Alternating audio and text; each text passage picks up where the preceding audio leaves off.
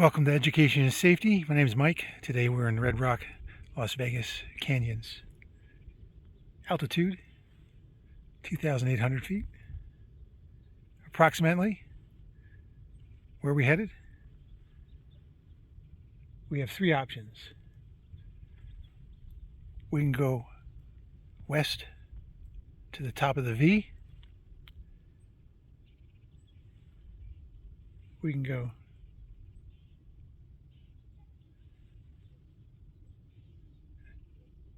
northwest towards Mount Charleston,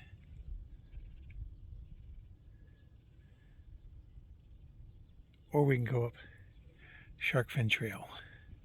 Shark Fin Trail takes about 45 minutes with maybe one break for water.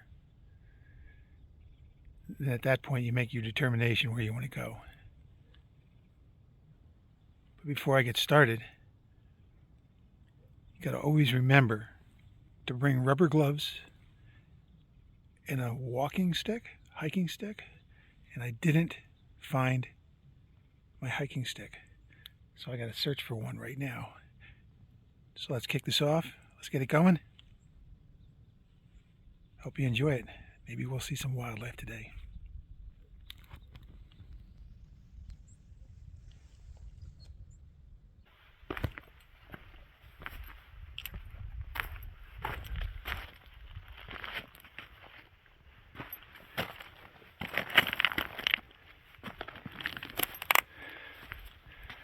From Las Vegas, it took me about an hour to get out here, prep myself, and get ready for my hike.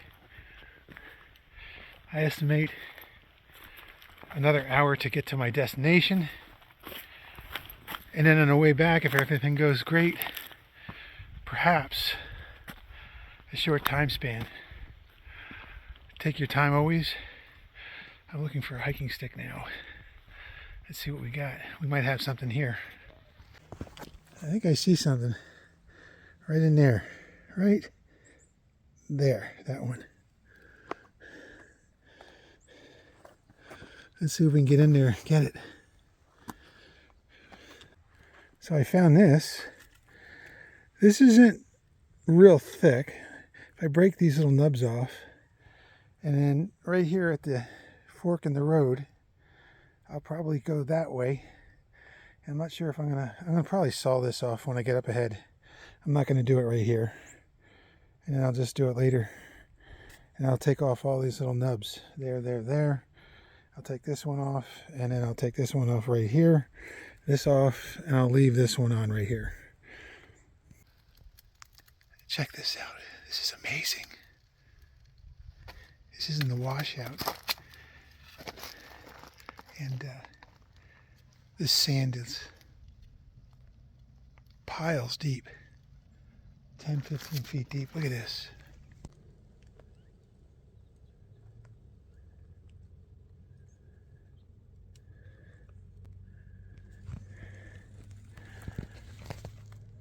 What that is all the sandstone and the rocks washing against each other, and the really, really light ones that are brownish and not real firm and not solid rock. They create light sand, and when it rains, it washes up to the side. All right, let's keep heading out.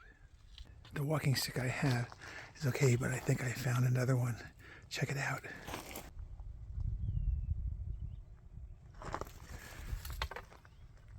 Looks way sturdier. I'll take both of them.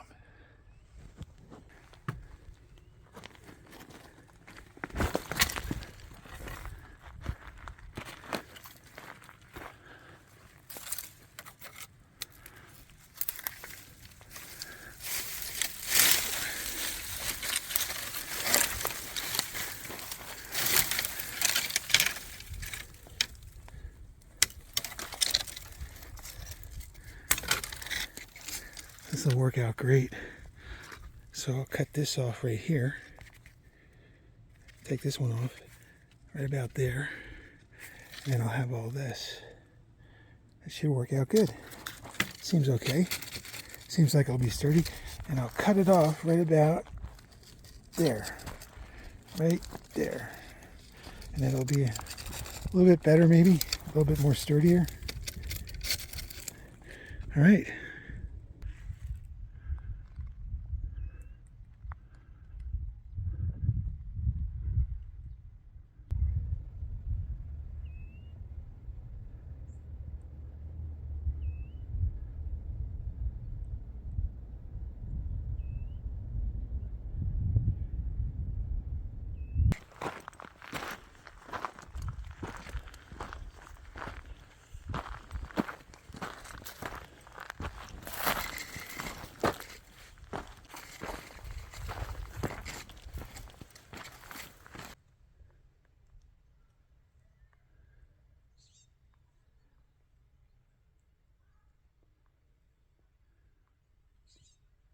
So everybody asks the question all the time, well, is there Indian arrowheads out here and Native Americans or Native Eskimos, Inuits that came down and hunted and gathered down here? Absolutely.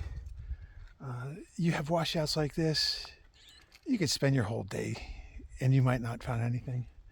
Gold, silver, my gosh, go get a regular job, you'll make more money. For sure, you'll make more money than trying to look for gold or silver as an amateur. That's just my opinion. The places that you have to seek a lot of this stuff takes sometimes hand tools, special hand tools. Sometimes it takes machinery. Sometimes you have to go in places where it's death-defying. So if you just want to go explore and just say, hey, I found something, that's fine. But to sit there and try to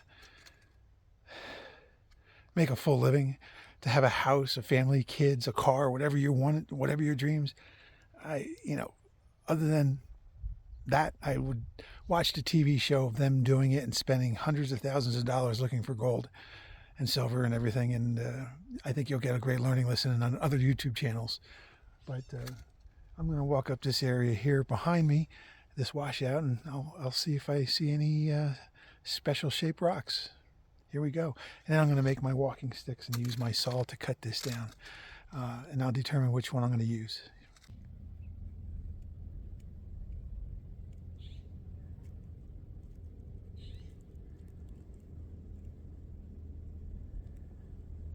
So I'm going to get working on these sticks here. Sawing off this piece here, sawing off this piece, sawing off this piece, cut these nubs off, cut this piece off, cut this piece, and then I'll probably cut right here at the base of it and saw it off. So I'm going to get started on that. So I just sawed off a bunch of nubs. I took this off. I used this saw here. Got to get a file to sharpen this, and now I'm just going to take the bark off so it's easier to work, and that'll start to dry out, and it might be a good walking stick. We'll see what happens. Backpack is a little too small. It should be 1.5 times that or 2 times that. Always want to take carabiners with you. Should have some locking ones like this one. And then also to take a metal container of water, plenty of water, 2 to 3 liters. Make sure you have your rubber gloves. Always have a backup pair of rubber gloves. And other than that, you're good. So I can't remember where I got that. I think I got this either at Lowe's or Home Depot. I like it though. I think it's called a Fiskars. And then always have a knife or 2. I usually have 2 or 3. This one, you drop one, you have a spare one. If it goes down a rock, you can't get it or whatever. That's it. So now I'm going to scrape this off. All right, I cleaned up the top, and just took my knife and worked down and cut the nubs off, and I can clean it up later. It means a sturdiness, very sturdy. It's about maybe, you know, a little under chest high, but it's fine. One of the things I want to mention is when you use a walking stick or a hiking stick, it's a third point of balance. It could hold a lot of weight, but the most weight you should ever really put on it is anywhere between like 2 and 5 pounds maximum on your walking stick. Because if you're putting more on that, that means you're relying on it. And that means if your walking stick slips, slides out, breaks. And that's why I'm a big advocate, meaning I like a wood walking stick that's solid. And you can get them on different types of wood. This happens to be desert wood. Names of it I could guess, but I'm not going to.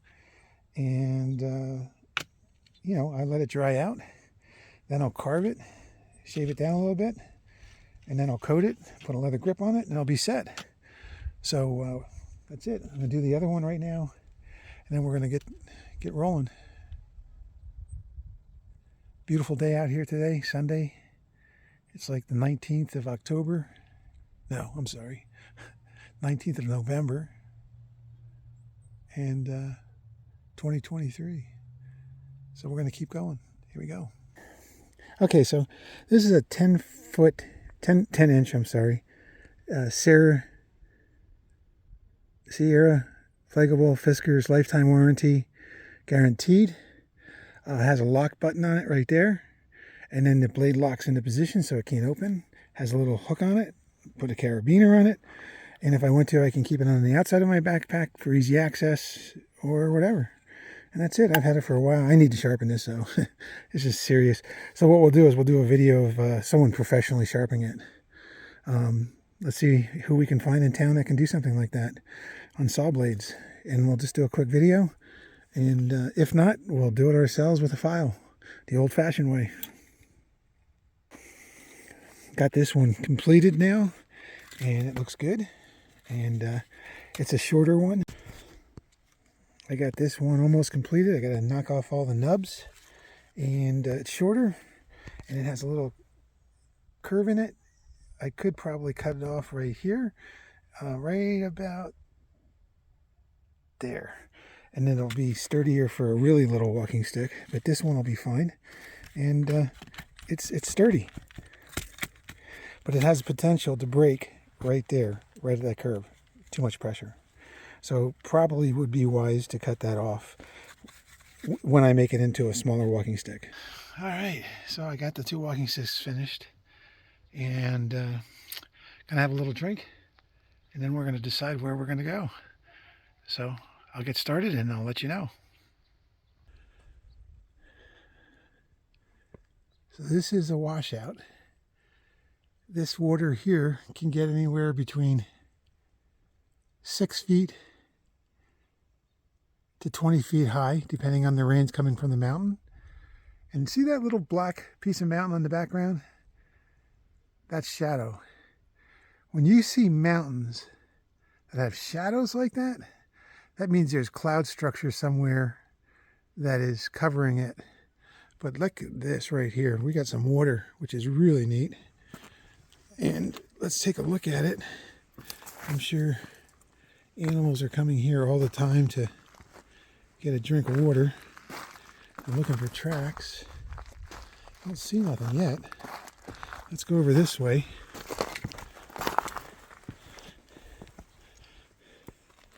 No tracks. Here's a little teeny little pond. That's really neat. There's a bird.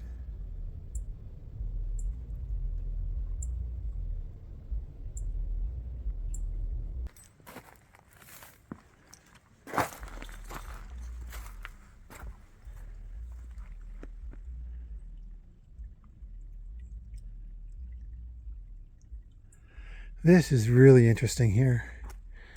In the summertime, My guess is there could be turtles in here. There could be some in here now, already in the mud, like right along the bank there, or underneath the bank here. There could be some turtles. Desert tortoises.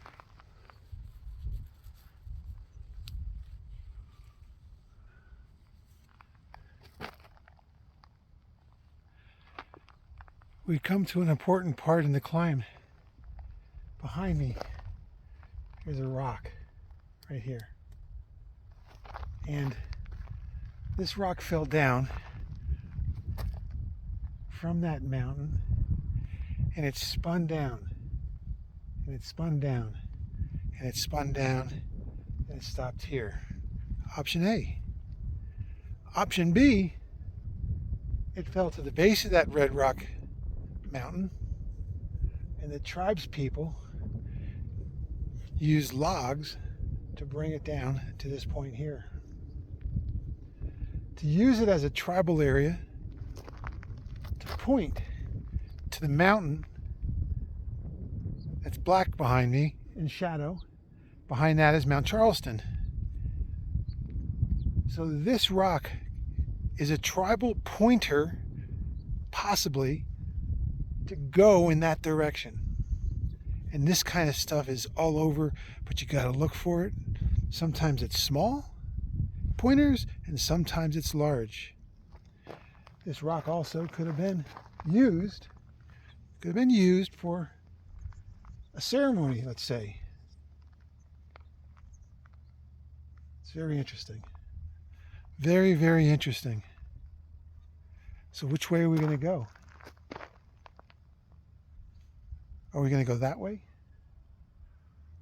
Where the red and the light meets, and there's a little nub where the light meets, in that little U shape there, you can actually get to that spot by taking the paid road that goes into the park in the back of me, over the other side of the mountain. There's a paid area. They have a museum in there. Very interesting, very educational. And you can actually go to the end parking lot and walk out there. You definitely need a walking stick. And there are some tight passages that are extremely narrow and 20, 30 foot drop-offs. So if you slip going past this passage, which is a balancing act, you could severely hurt yourself. There's also a little lake up there when there's water. When there's not, it's dried up. But it's right up that way. And over this way is Sharkfin Trail. Sharkfin Trail is right over there. And when you get to the top of Sharkfin Trail, from where I'm standing, 45 minutes, and you will have the most breathtaking view anywhere in the United States of the most dramatic shark fin on a beautiful cloudy sky in the evening that you've ever seen anywhere. And it's safe to get to. Just take a walking stick. My suggestion is to use hiking boots with high ankle support. Make sure your foot doesn't move around. If your foot moves around, there's a chance you can sprain or twist your ankle. The desert right now is fluffy and puffy from the water, so be careful. Extremely careful. From the ankle, it goes to your knee. From your knee, it goes to your hip. From your hip to your elbow, to your wrist, and then to your head, and then you're dead. So be careful.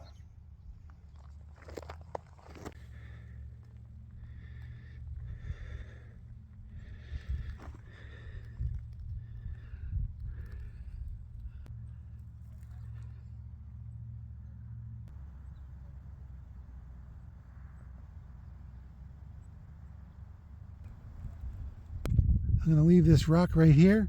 On the back of that black shadowed mountain is Mount Charleston. And I'll leave that pointer rock right there for everybody to enjoy.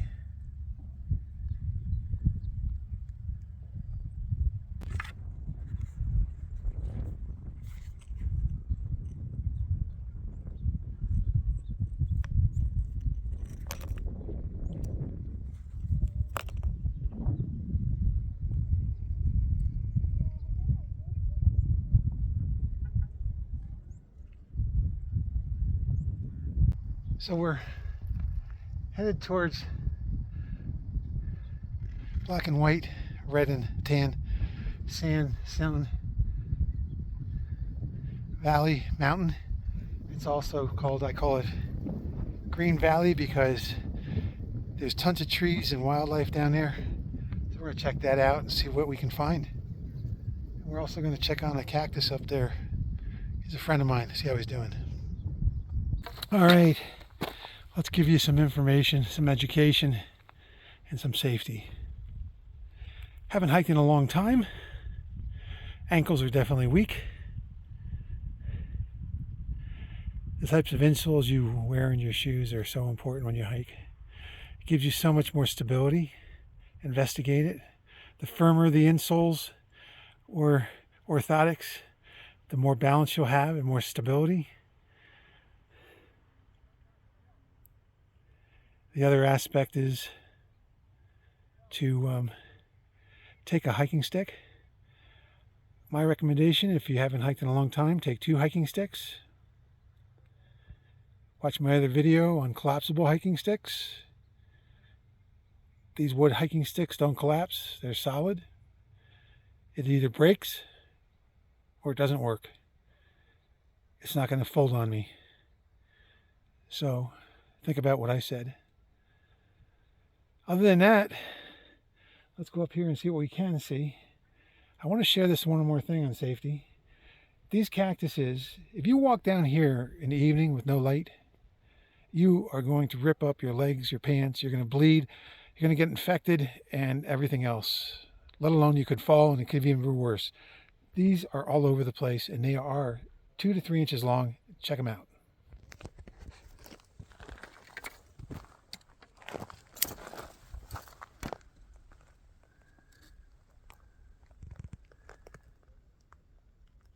Little educational tip, always bring a couple plastic bags.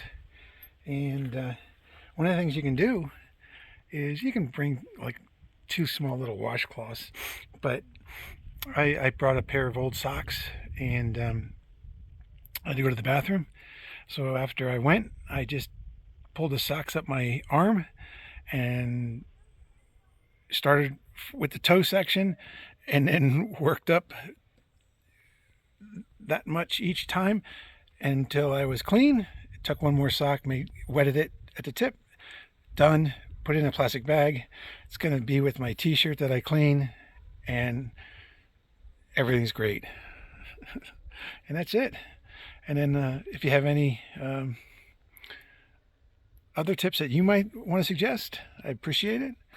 Always looking for tips to improve, share, and get better. So appreciate it. So we're going to head back now. We're all the way up here and we're going to walk back to the car. I'm going to time it and see how long it takes. I think I got up here this morning at about 8 o'clock, maybe 7:30, somewhere in there, 7 o'clock. And we're just going to keep rolling. Okay, headed back. Just checked my phone and it's about 11 o'clock a.m. So take my time, do some videos, do some filming, try to find stuff, try to sit and be quiet and see what you can find. And we're headed out. So I think it's going to probably take about an hour to get back. We'll see. And I'll leave a little note towards the end of the video how long it took to get back walking. If I don't see any wildlife, I won't do any video or filming, but if I do, I'll mention it before the end of the video. Filming.